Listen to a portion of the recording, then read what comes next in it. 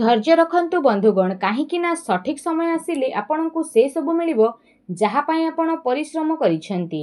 नमस्कार बंधुगण आपण मानकु आमर ए चैनल को स्वागत। आज ए ज्योतिष कार्यक्रम आपणक पई बहुत ही महत्व रही।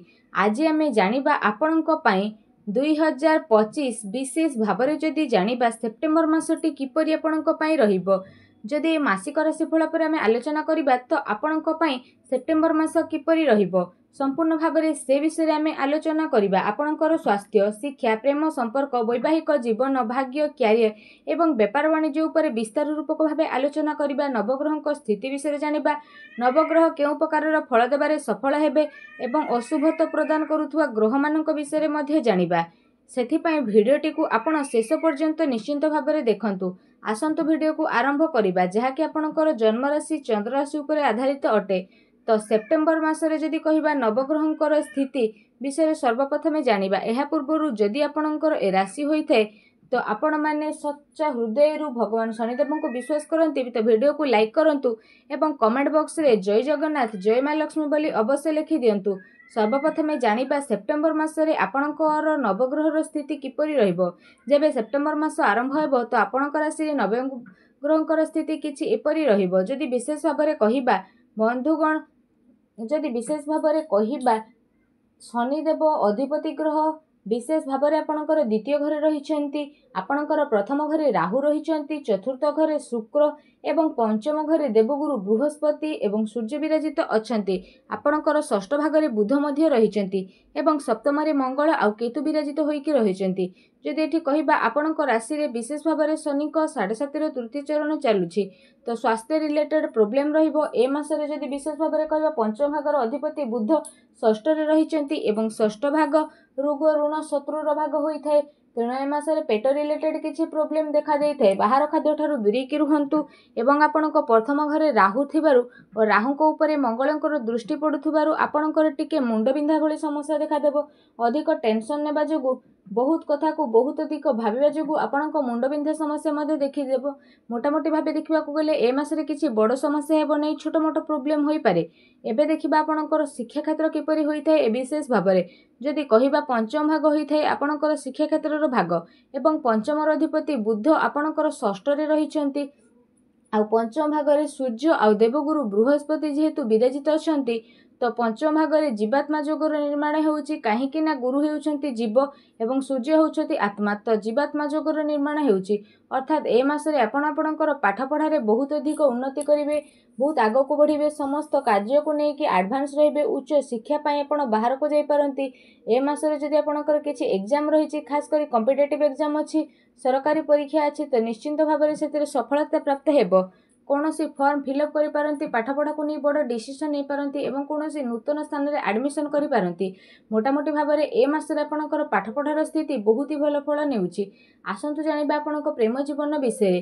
जदि सेप्टेम्बर मासरे विशेष भाव में कहिबा पंचम भाग होइथाय प्रेमर भाग, शिक्षार भाग एवं संतानर भाग मध्य होइथाय एवं पंचम भागरे सूर्य गुरु जेहेतु विराजित अछंती, पंचमर अधिपति बुध षष्ठ रे विराजित रहिछंती तो ए मासरे आपण जहा सहित भी प्रेम संपर्क अछंती तांका भितरे क्रोध अहंकार टिके देखा देबो, जहा फल रे प्रेम जीवन रे समस्या देखा देबो। काहेकि ना सूर्य आपणकर पंचम भागरे जेहेतु विराजित अछंती, प्रथम रे राहु विराजित होइकी रहिछंती एवं राहुंक उपरे मंगलंक दृष्टि रहउची तो मंगल आपणकर द्वितीय भाग रे विशेष रूप से दृष्टि देउछंती तो आपणक भितरे क्रोध देखा देबो, एटीट्यूड देखा देबो, जहा फल रे प्रेम जीवन रे समस्या देखा देबो एवं कार्य रे अस्थिरता मध्य आपनको देखिबा को मिलिबो। आपण आपणक पार्टनर को एमिति कथा कहिबे जहा तांको मन को कष्ट देई पारे। ए मासरे विशेष भाव में आपण आपणक क्रोध उपरे नियंत्रण रखंतु, कथावार्ता को बदलांतु, परस्पर मध्य तालमेल रखंतु।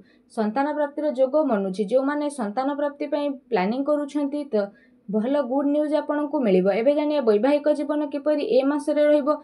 जदि कहिबा वैवाहिक जीवन भाग सप्तम भाग होइथाय, सप्तमर अधिपति सूर्य आपणकर पंचम रे विराजित अछंती तो सप्तम रे जेहेतु केतु रहिछंती तो सप्तम रे मंगल मध्य रहिछंती तो ए मासरे आपण टिके एनर्जेटिक रहिबे। आपणक भितरे क्रोध देखा दे पारे, जिद गुण देखा दे पारे। आपण आपणकर वैवाहिक जीवन उपरे टिके जगी रखिकी चलंतु, पार्टनर को उपरे क्रोध करंतु नाही, जिदीपणा आणंतु नाही, नचे समस्या रे पड़ी पारंती। आपणक पार्टनर आपणक कथा को न सुनी पारंती। लास्ट पर्यंत एपଳି समस्या देखादेव। ए मासरे जदि कहबा पार्टनर को आगरे जेते मुंड नुआईकी रहिबे ताहा आपणक पई बहुत ही भल रहइबो।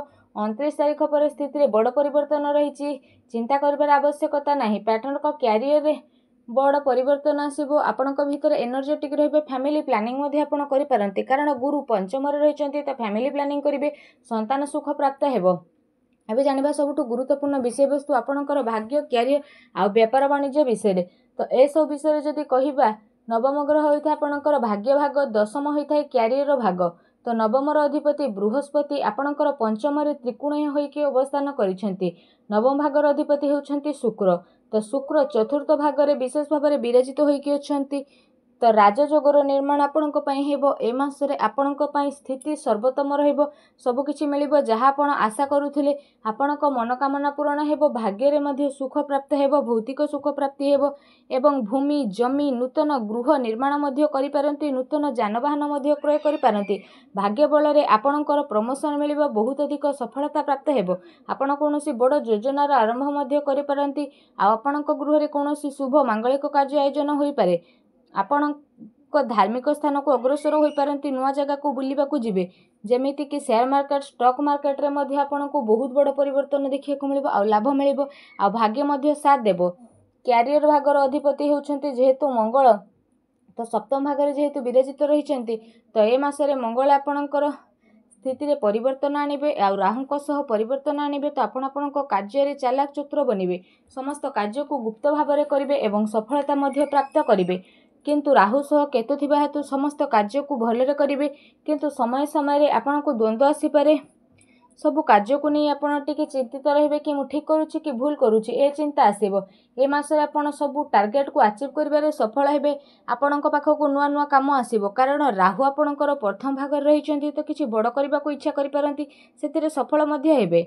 एवं जो मानक पाखरे चाकरी पाकरी नाही, बेरोजगार अछंती, तो सेमानक पई समय अति भल रहिबो। सेमाने चेष्टा करिवे कि आगो को बढ़ी कि चाकरी रे सफलता प्राप्त हेबो एवं जो माने चाकरी करिसेंती सेमानकर प्रमोशन मध्ये हेबो।